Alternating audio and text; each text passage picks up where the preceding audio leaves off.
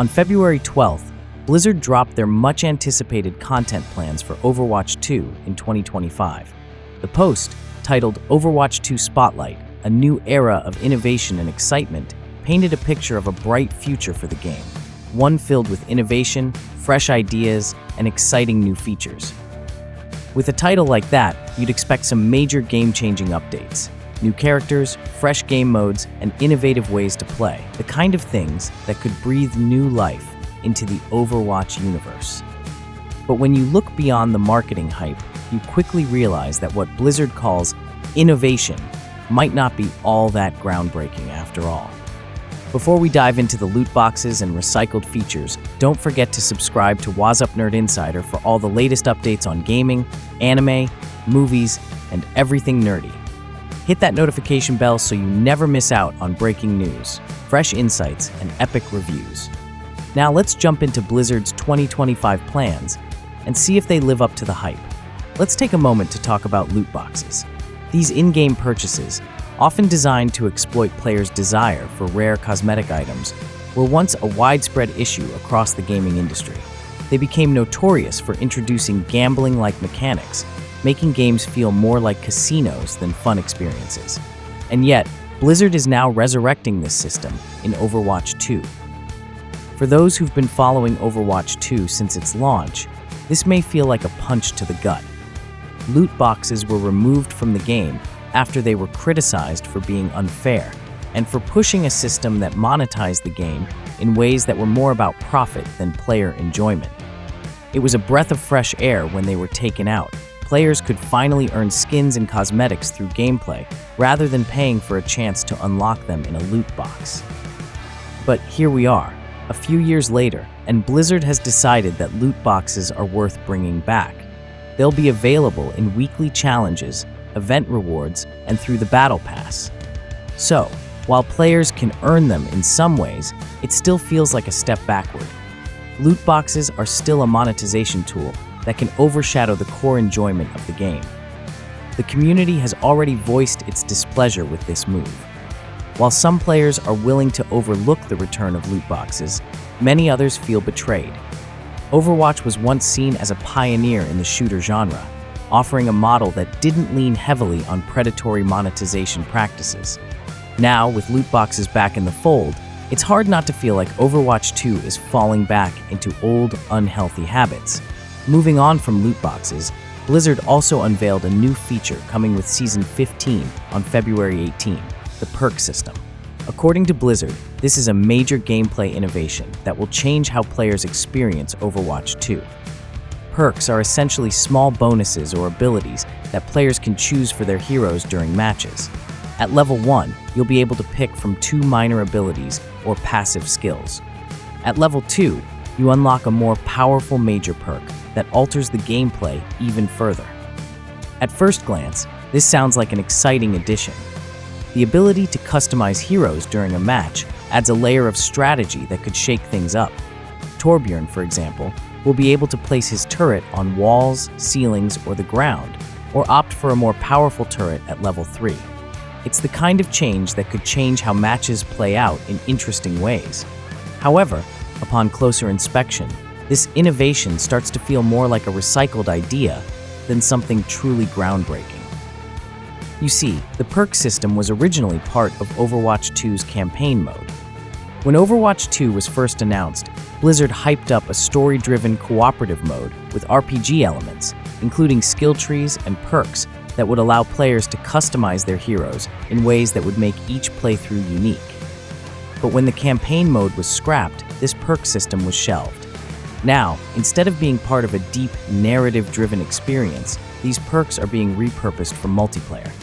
And while it's great to have more customization in Overwatch 2, calling this a revolutionary change feels like a stretch. This is a feature that was promised years ago, but now it's being presented as something new and exciting.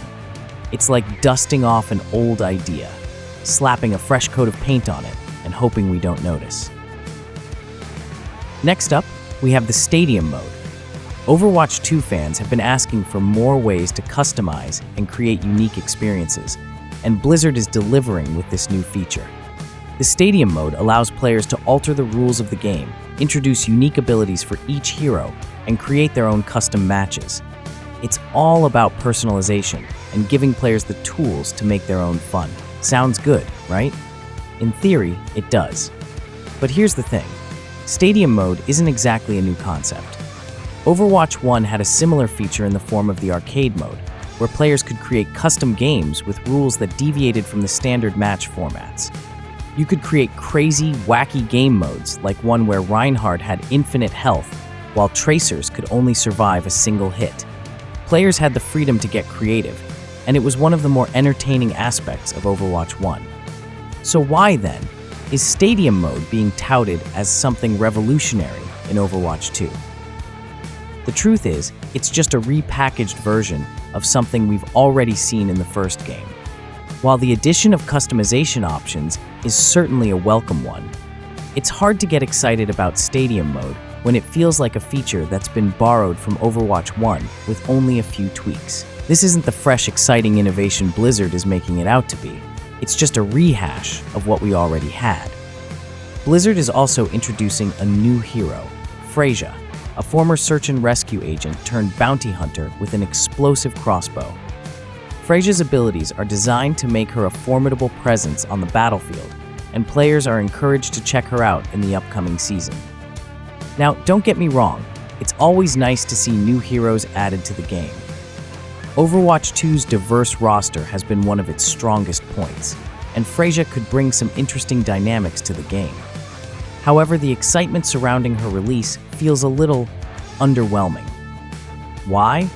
Because, well, we've seen this kind of hero before.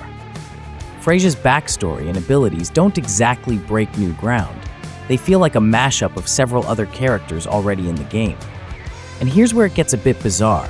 Some players are celebrating Freyja's design not because of her abilities or her backstory, but because she is, quite literally, a woman who looks like a woman.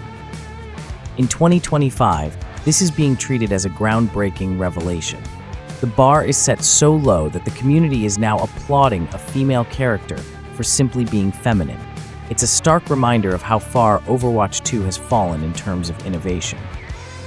Let's not forget about Overwatch 2's competitive mode, which will also receive some changes in Season 15. Players will once again have to rank up and prove their skills in the competitive ladder. But while the introduction of a new competitive year may appeal to some, it doesn't really address the bigger issues with the game.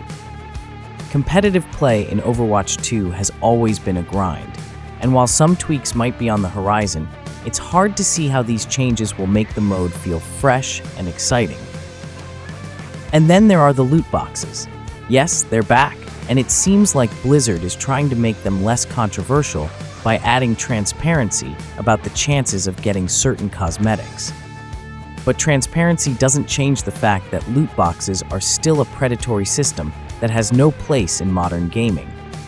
Even if you can earn them through the Battle Pass or weekly challenges, the fact remains that loot boxes are a gamble, and it's hard to see how this can be considered an innovation. The 2025 content plan for Overwatch 2 is, to put it bluntly, underwhelming.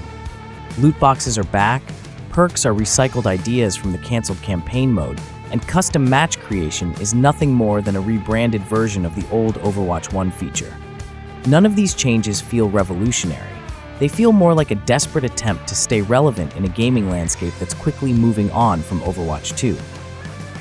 But hey, if you're feeling frustrated with Overwatch 2 and need a creative outlet to escape, why not check out Anime Art Academy? If you've ever wanted to learn how to draw anime and manga, their courses are a great way to tap into your artistic potential. It's a refreshing break from the chaos of loot boxes and recycled features, and a chance to create something new and exciting. So, what's next for Overwatch 2? At this point, it's hard to say, but one thing's for sure. The innovation Blizzard promised us in 2025 isn't quite as groundbreaking as we'd hoped. That's a wrap for today. Thanks a ton for watching. If you enjoyed this, don't forget to subscribe to Waz Up Nerd Insider. It really means the world to me. Plus, you'll stay in the loop with all the latest gaming and anime news. See you in the next one.